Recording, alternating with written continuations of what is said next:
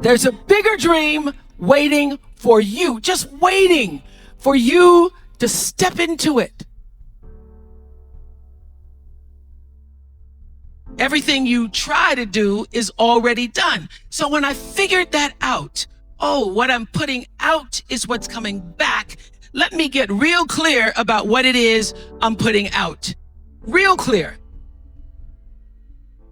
So I read a book about 1989 called Seed of the Soul.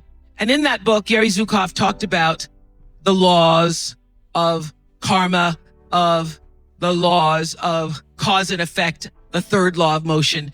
And in that book, he talked about how your intention is always one with the law. Meaning, before you even think about a thing, you have an intention for the thing. And that the intention is going to determine the outcome.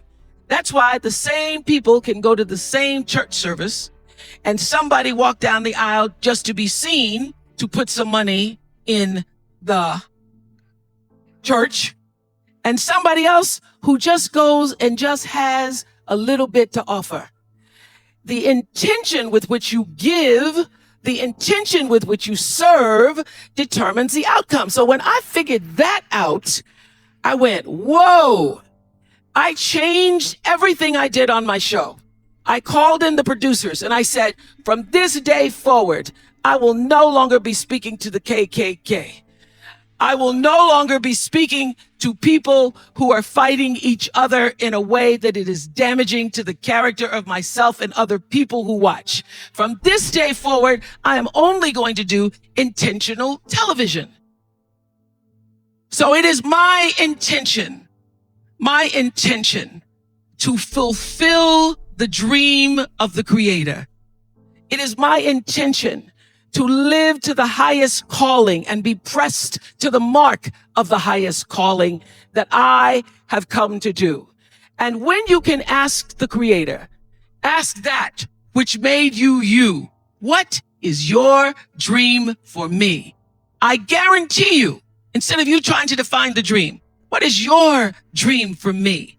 If you're able to lean into the dream that the universe and all the forces of light and love and power and grace by all the names that we call God has for you, nobody can touch you.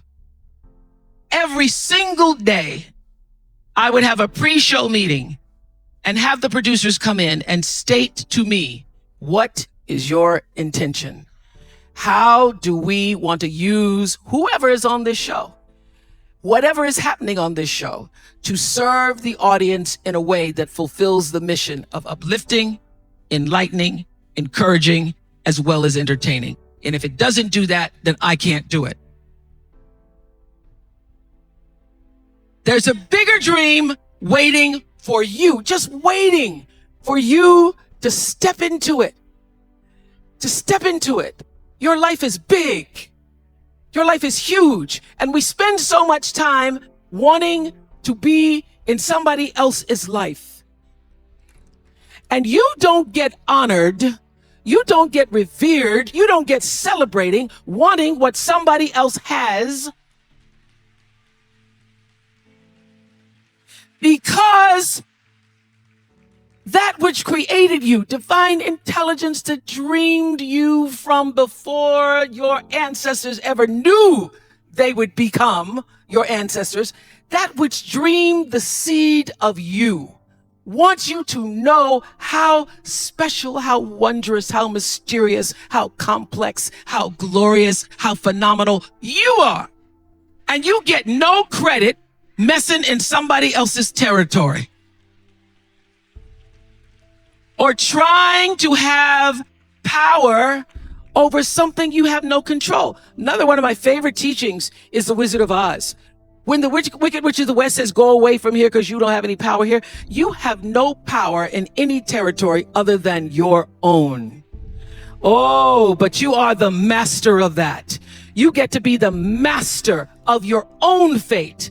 You get to be the captain of your own soul. And if you just manage that, if you just took care of your territory, Oh, the glorious, glorious, glorious, wondrous opportunities and possibilities that are waiting for you. So the question is, what are you resisting? What are you pushing against? What are you not allowing? What are you blocking because you have this idea of who and what you're supposed to be, instead of leaning into the dream that's already been created and waiting for you? It's waiting for you. And the second, it's an instant thing. It's a shift in the way you see yourself and the power from which you have come. I went through some tough times after I left the Oprah show. I made a conscious decision that when I felt I had said all that I could say and the audience had heard it, that I would move on and that I would not spend my life regretting or trying to hold on to what used to be or hold on to what I had. So I dreamed this dream of starting a network. And in the beginning, it was a struggle. It was a struggle because honest to goodness, I did not know what I was doing. I was trying to figure it out. I thought that the Oprah show audience would follow us to OWN. And then I realized y'all didn't have cable.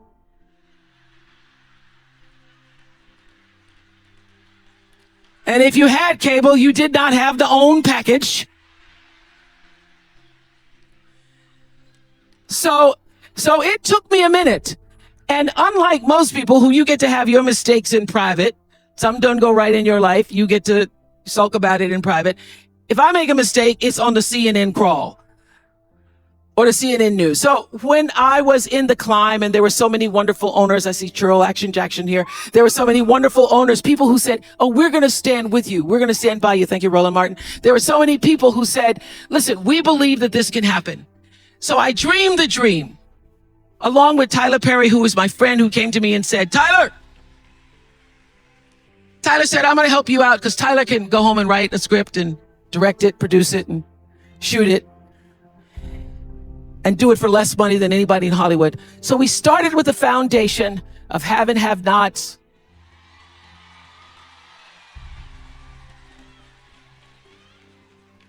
If loving you is wrong, love thy neighbor, Mama Hattie. And then I started to dream another dream about scripted television, because in the beginning I was told you couldn't do it. You couldn't do it, didn't have enough money to do it. And I dreamed the dream. I read Proverbs 11:28 that says, those who trust in their riches will fall, but the righteous will rise and thrive like a green leaf.